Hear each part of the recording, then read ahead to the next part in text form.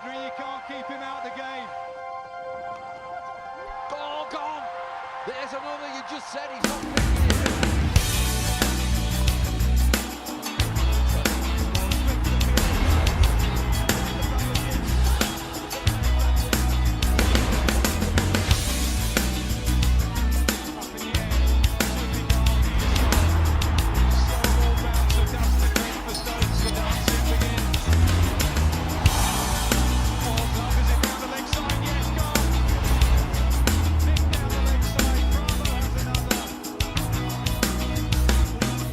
And welcome to another edition of the Windies Insider, the show that takes you behind the scenes of all things Windies cricket. I'm Denmore Roberts. And I'm Crystal Wilcock. And right now we're going to take you inside the Windies Women's training days as they build up to the first of 3 women's ODIs versus South Africa in Barbados.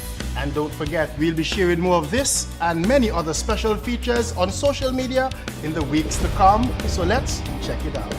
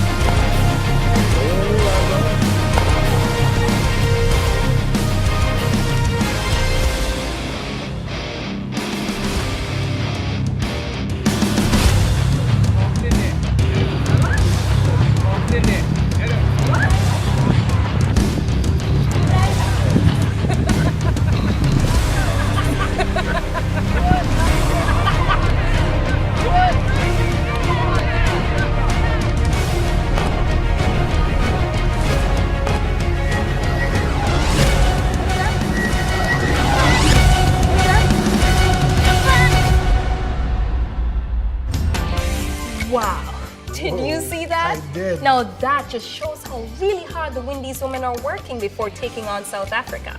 And don't forget, the ICC Women's World T20 will be held here in the Caribbean and it's coming in November. Tickets for the ICC World's Women T20 are available now.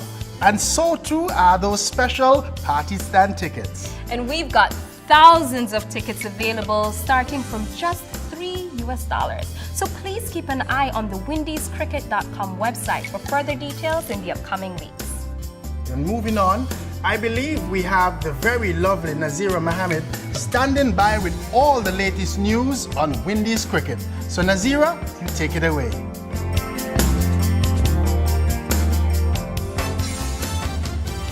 Thank you very much, Denmo and Crystal. We move from the Windies women to the Windies men, and we're looking back to a dominant test performance in a 2-0 clean sweep of Bangladesh. But the men in maroon failed to fire in the subsequent one-day and T20 internationals. Kimar Roach led the demolition of the Bangladesh batting before lunch in a stunning opening burst to give the Windies a sensational start to the first test in Antigua.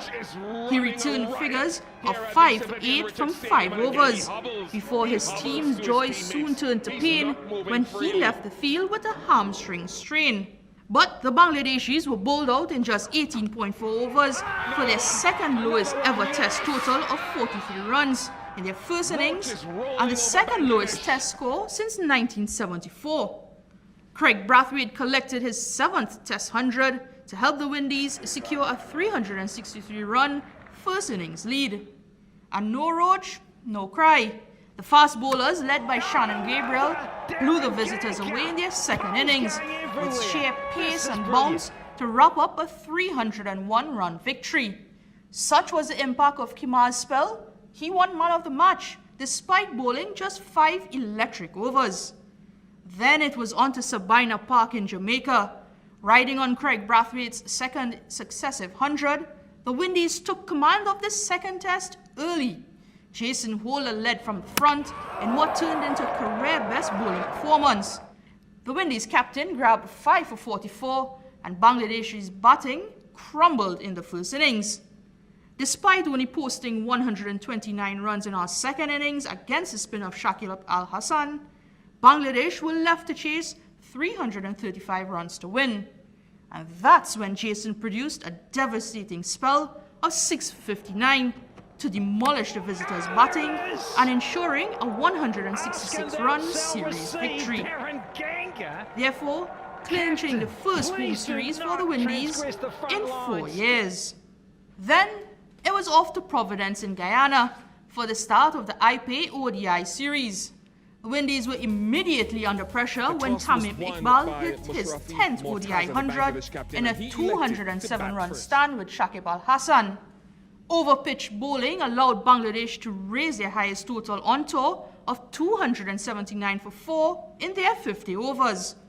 The Windies were never really in, losing wickets regularly to finish on 231 for 9 in their 50 overs, despite an enterprising 52 from hometown boy Shimron Hetmyer. In the second match, Windies captain Jason Holder bowled one of the best last overs in recent memory to pull his team out of a hole. A maiden ODI 100 from Hetmyer, the youngest ever by a Windies player on home soil, and his 100-run stand with Rovman Powell lifted the Windies to 271 in 49.3 overs. The Bangladeshis were always on track to win after a poor opening Windies bowling spell. Yet, the Windies came back to win, with Jason Holder conceding just 4 runs in his last over, levelling the series with a 3-run win. St. Kitts hosted the series decider, and Bangladeshi star Tamim Iqbal's second 100 of the series set up a total of 300 plus runs. A patient 73 from Chris Gale, featuring 5 sixes and 6 fours, and an explosive 74-41 balls from Rovman Powell wasn't enough to keep up with the run rate.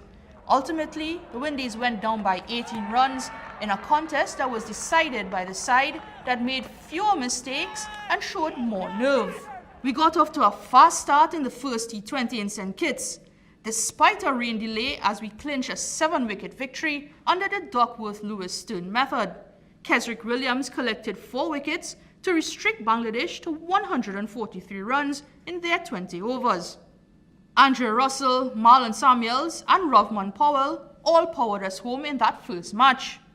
Then, the central Broward Regional Park near Fort Lauderdale provided the backdrop for the end of the series, and Windies conceded defeat in a last-over thriller, losing by 12 runs. We just couldn't build the partnerships to combat another great batting performance from Tamim and Shakib. And a complete turnaround of fortune, form and result was completed when Bangladesh beat the Windies by 19 runs to clinch the T20 series 2-1, despite an Andrew Russell 47-run blitz of just 21 balls. The Windies were resigned to defeat when umpires called off play after a second rain interruption. Ultimately, a very promising white ball series left us nursing 2 disappointing series defeats. But the two teams will renew rivalry when the Windies travel to Bangladesh for a return series in November to December of this year. That was your news on the Windies Insider. I am Nasira Mohammed.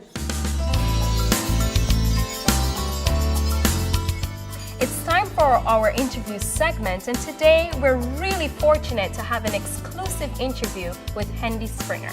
Let's find out more about him and get his take on what the Windies women have been working on in the training camp.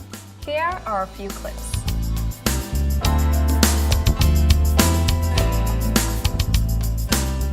We made some good progress, but unfortunately we had to do a lot of remedial work and stuff because a lot of the girls have not been subjected to that level or intensity of work, in their career, and we have to do a lot of remedial work.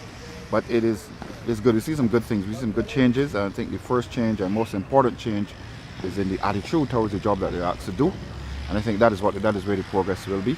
That is where the progress will continue to be. Once the attitude changes for the better, then the work ethic, the skill level, all those type of things will move into place.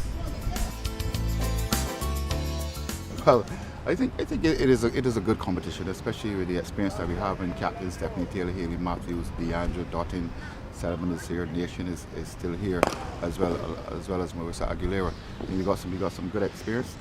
And in the full squad, and we've got some good experience in bowling as well. Connell has been going well so far after Fletcher. Anissa Mohammed, Sakira Salman. So we've got a good combination, you know, and it is up to us as coaches and management to make that combination into a good team. And we're giving you access to this uncut interview in its entirety right here on our website. And please bear in mind that you can keep up to date with our latest news, scores, and fixtures, and even more through our social media channels. Follow us at Windies Cricket on Facebook, at Windies Cricket on Twitter, windiescricket.com website, and our YouTube channel, Windies Cricket, featuring all the highlights. We hope you enjoyed the show. We had such a great time bringing it to you from the CCG Stadium in the beautiful island of Antigua in the West Indies. Thank you so much for joining us, and please join us next time right here on the Windies Insider.